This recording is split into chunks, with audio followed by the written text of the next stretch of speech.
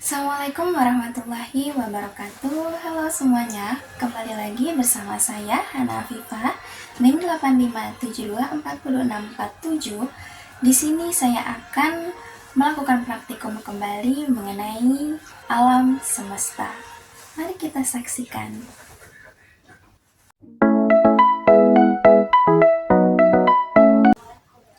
Nah, di sini saya sudah menyediakan alat praktikum kita pada kali ini yang akan kita gunakan untuk praktikum alam semesta.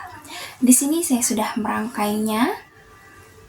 Senter ini sebagai sinar matahari, kemudian bola kasti ini sebagai bumi, dan bola pingpong ini sebagai bulan. Di dalam keadaan bumi mengalami siang hari dan malam hari. Siang dan malam ini terjadi karena bumi berputar pada porosnya atau yang dinamakan dengan rotasi bumi. Bagian bumi yang menghadap ke matahari akan mengalami siang hari, sementara bagian bumi yang membelakangi matahari akan gelap dan mengalami malam hari. Perputaran ini terus terjadi, menyebabkan permukaan bumi secara bergantian terkena sinar matahari. Pada siang hari terjadi karena ketika bagian bumi tempat kita berada ini menghadap ke arah matahari, sehingga menerima cahaya langsung dari matahari, dan ini dinamakan siang hari. Kemudian pada malam hari terjadi ketika bagian bumi tersebut menjauhi matahari karena rotasi, sehingga tidak lagi menerima cahaya langsung dari matahari. Yang ini dinamakan malam hari.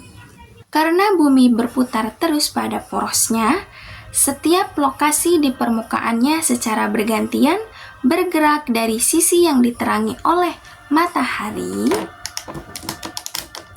ke sisi yang gelap dan kembali lagi seperti itu, menyebabkan ada siklus siang dan siklus malam yang berkelanjutan.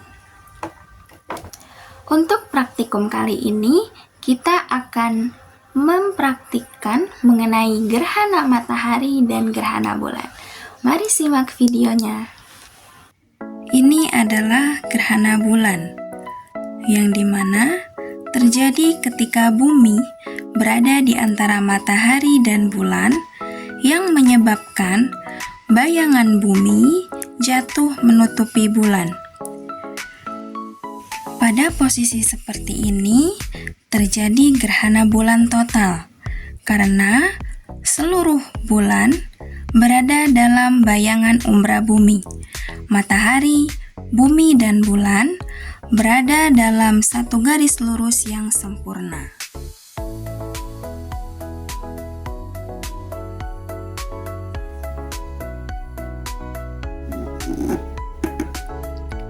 Pada posisi seperti ini, terjadi gerhana bulan sebagian karena saat sebagian bulan memasuki bayangan umbra bumi dan sebagian lagi berada di bayangan penumbra.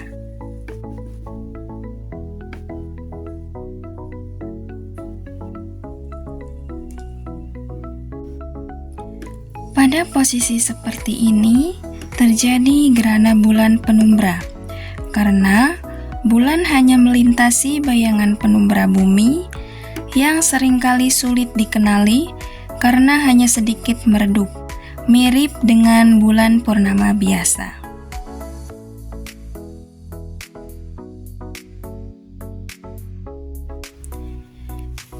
Ini adalah fenomena gerhana matahari karena bulan berada di antara matahari dan bumi, sehingga bayangan bulan jatuh ke bumi.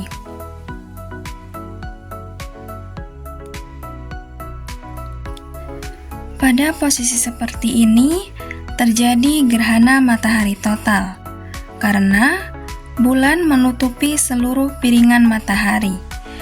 Fenomena ini hanya dapat terlihat di jalur sempit di bumi, di mana bayangan umbra bulan jatuh.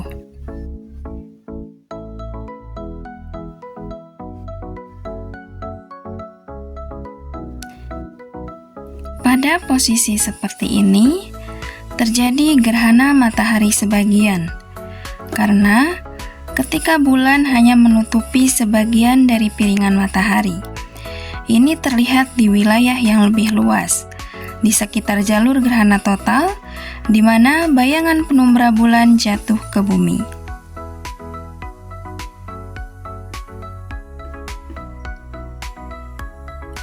Pada posisi seperti ini, terjadi gerhana matahari cincin, karena ketika bulan berada pada jarak terlalu jauh dari bumi, sehingga tampak lebih kecil dan tidak bisa menutupi seluruh piringan matahari. Hal ini menciptakan tampilan seperti cincin cahaya di sekitar bulan.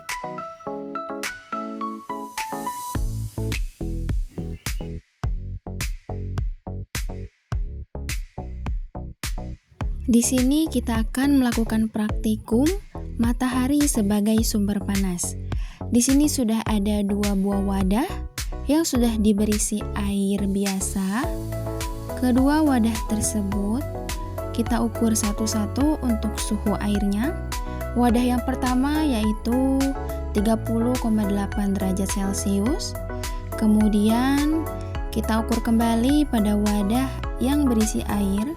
Wadah yang kedua yaitu suhunya sama ya teman-teman, 30,8 derajat Celcius.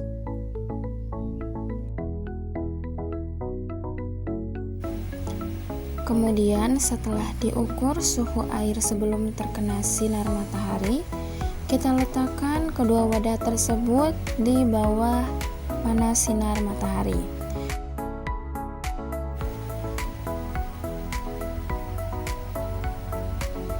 Kemudian kita tutup salah satu wadah tersebut dengan lempeng plastik transparan.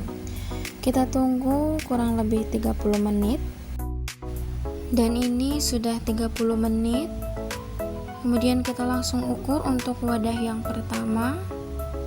Kita ukur suhu airnya setelah terkena sinar matahari selama 30 menit.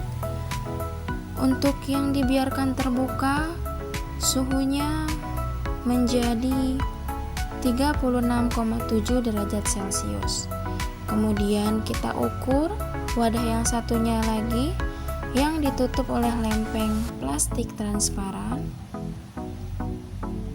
Kemudian kita tunggu untuk hasil pengukuran suhunya, yaitu 38,5 derajat Celcius.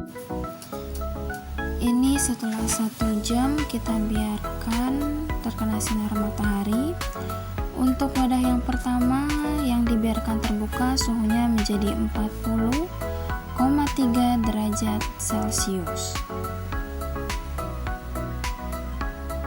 Kemudian kita coba ukur wadah yang satunya yang ditutup oleh lempeng plastik transparan. Kita lihat suhunya akan menjadi berapa. Suhunya menjadi 44,1 derajat Celcius. Ini setelah kita biarkan selama 1,5 jam atau 1,5 jam. Untuk suhu air yang di wadah terbuka ini, suhunya menjadi, kita lihat bersama, 40,8 derajat Celcius. Kemudian kita ukur untuk wadah yang satunya lagi yang ditutup oleh lempeng plastik transparan. Kita lihat teman-teman suhunya menjadi berapa. Suhunya menjadi 45,6 derajat Celcius. Kemudian ini setelah kita biarkan selama 2 jam, suhu air yang dibiarkan terbuka suhunya menjadi 39,9 derajat Celcius.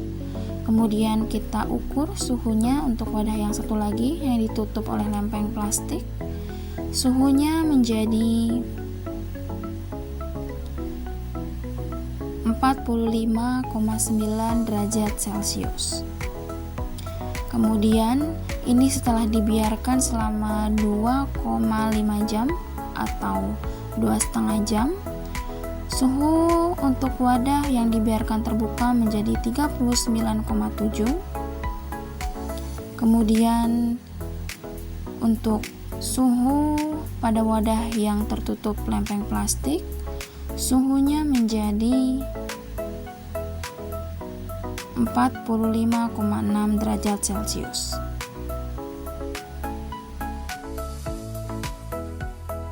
Nah, itulah praktikum yang sudah kita lakukan. Semoga video tersebut bermanfaat untuk kita semua. Sampai bertemu di video berikutnya. Terima kasih. Assalamualaikum warahmatullahi wabarakatuh.